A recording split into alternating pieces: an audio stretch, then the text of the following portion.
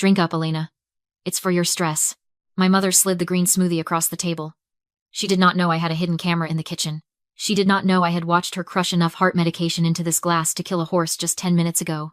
She needed my life insurance money by tomorrow morning, or the loan sharks were coming for her. I did not scream. I did not call 911. I just looked at the poison.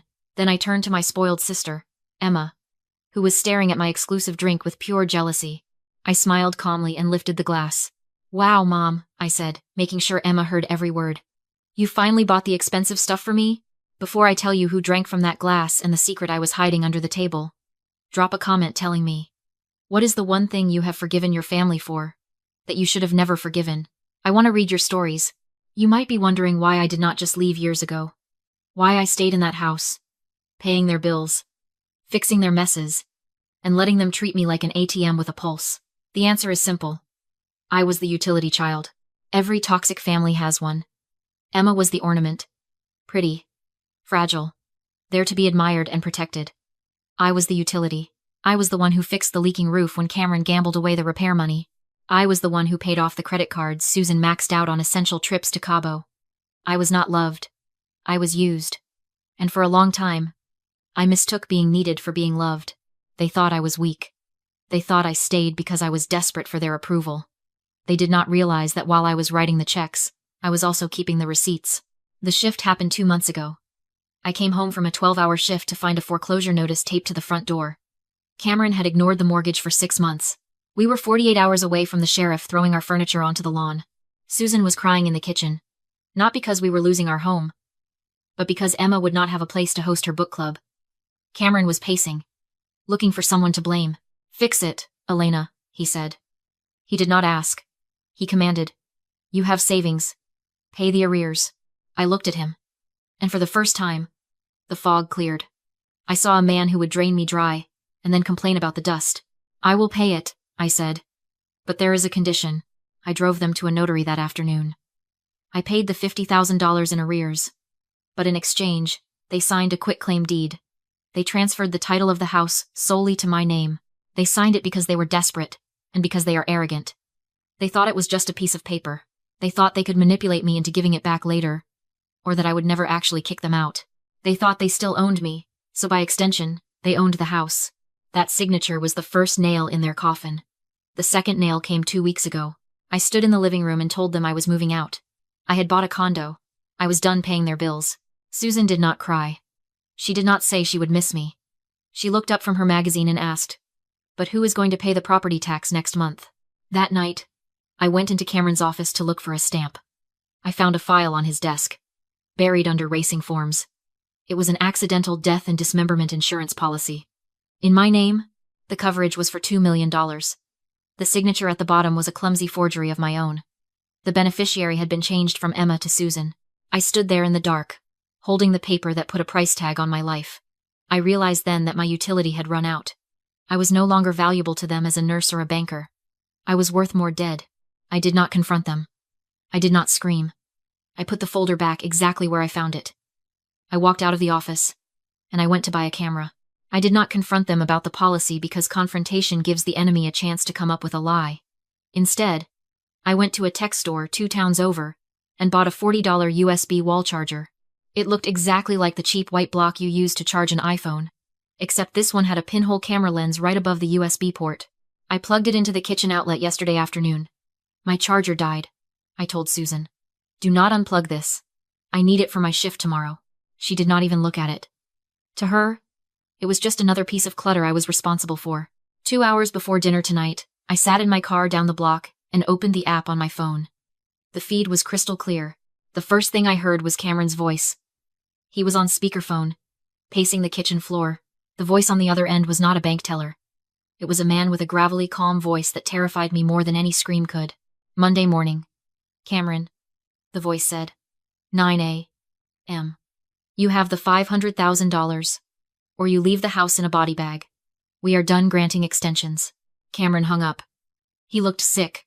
He looked like a trapped animal. "We have to do it tonight," he whispered. Susan was standing by the counter. She pulled a prescription bottle out of her purse.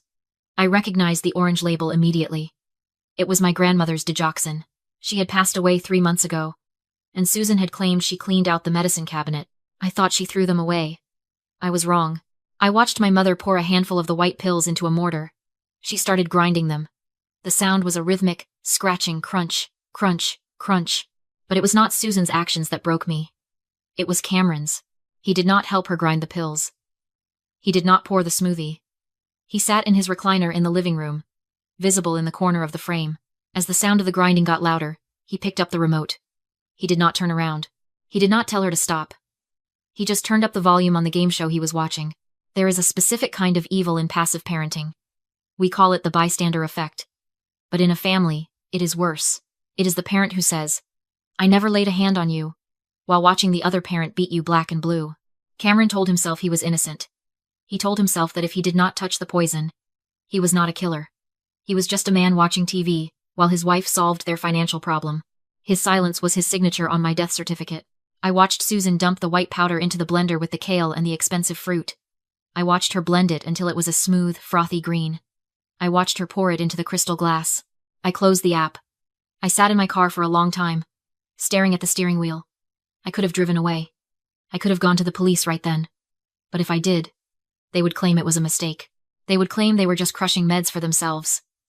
Without a body, without the attempt, it was just a video of a woman making a smoothie. I needed them to commit. I needed them to hand me the glass. I started the engine and drove back to the house. I walked through the front door, kissed my father on the cheek, and sat down at the table. The glass was heavy in my hand. It was cold, condensation beating on the crystal. Across the table, Cameron was vibrating with anxiety. He kept glancing at the grandfather clock in the hallway. Tick-tock. 9 hours until the deadline. 9 hours until he either had my life insurance payout or a broken kneecap. I brought the glass to my lips, but I did not drink. I inhaled deeply. "Oh my God," I said, letting my eyes flutter closed. "Mom. Seriously?" The room went dead silent. Susan froze, her fork halfway to her mouth. "What?" she whispered. "This smells exactly like that $20 glow skin smoothie from the organic market downtown," I said. "The one with the collagen and the rare kale blend? I thought you said we were cutting back." I looked at Emma. "If you want to trap a rat, you use cheese. If you want to trap a narcissist, you use exclusivity." Emma did not care about health. She did not care about vegetables, but she cared about price tags. She cared about having the best thing at the table. Her head snapped up from her phone. Her eyes narrowed, scanning the glass in my hand. "Since when do you buy $20 smoothies for Elena?" she asked. Her voice was not curious. It was accusatory. "I didn't," Susan stammered. "I mean, it is just medicine. For Elena's heart. For stress." "It does not smell like medicine," I said, swirling the thick green liquid. "It smells like vanilla and money. You know, I have been dying to try this for months." I brought the rim to my lips again. I tilted it just enough so the liquid touched my lip. But I did not swallow. I saw Cameron flinch. He leaned forward, his eyes hungry, waiting for the gulp. "Let me taste it," Emma said. It was not a request. It was a demand. Emma was 24, but she still operated on toddler logic. "If you have it, I want it." Susan dropped her fork. It clattered loudly against the china. "No, Emma," she said, too quickly. "It is spicy. You won't like it." "I like spicy," Emma countered. She reached across the table, her manicured fingers grasping for the stem of my glass. This was the pivot point. If I handed it to her, I was liable. If I pushed it toward her, I was a murderer. But if I pulled it away, if I acted like a selfish big sister, hoarding the goods, I pulled the glass back toward my chest, shielding it. "Get off, Emma," I snapped. "Mom made this for me. You have your own wine." That sealed it. If I had offered it, she might have been suspicious. But because I refused, she had to have it. It was a reflex. "You are such a brat," Emma spat. She stood up, reaching over the centerpiece. "Mom pays for everything in this house, Elena. Technically, that smoothie is mine." "Emma, sit down," Susan's voice cracked. She looked at Cameron, pleading with her eyes for help. "Stop her. She is going to drink the poison." But Cameron did not move.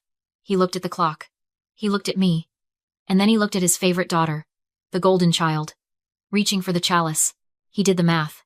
If he stopped Emma, the plan failed. I would know something was wrong. I would not drink it. The morning would come, and the loan sharks would come.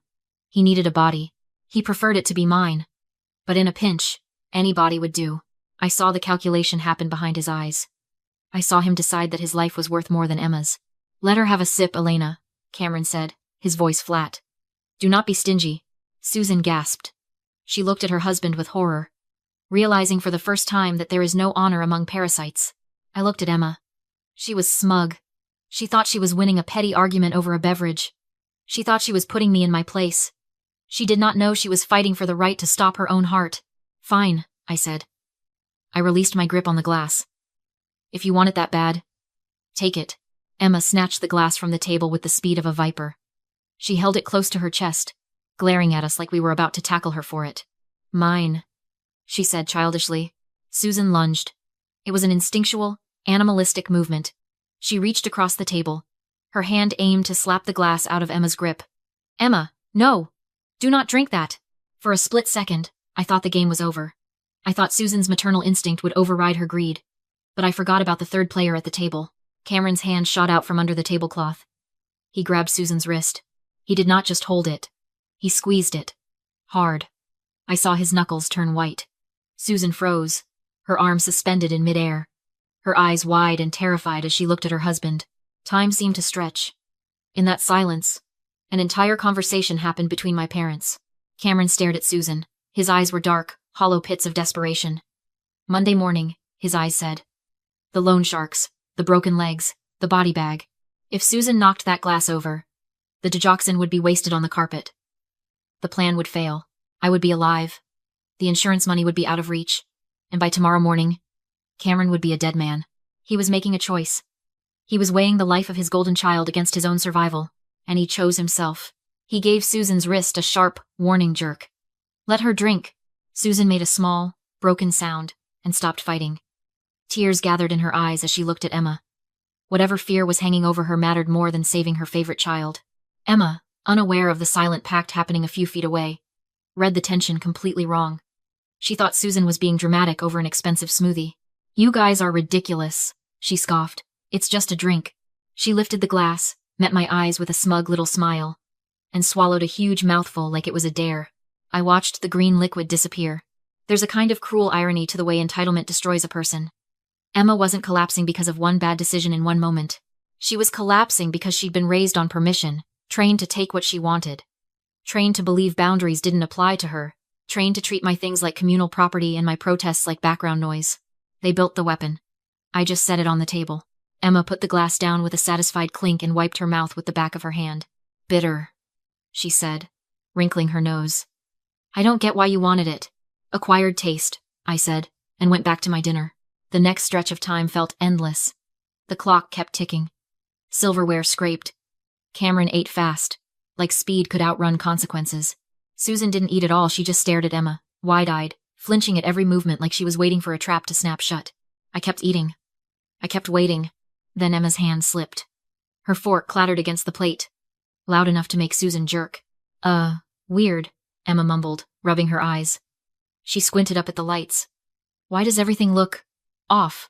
Cameron forced a tight smile. It's nothing. Just eat. Emma shook her head. No. I feel... She didn't finish.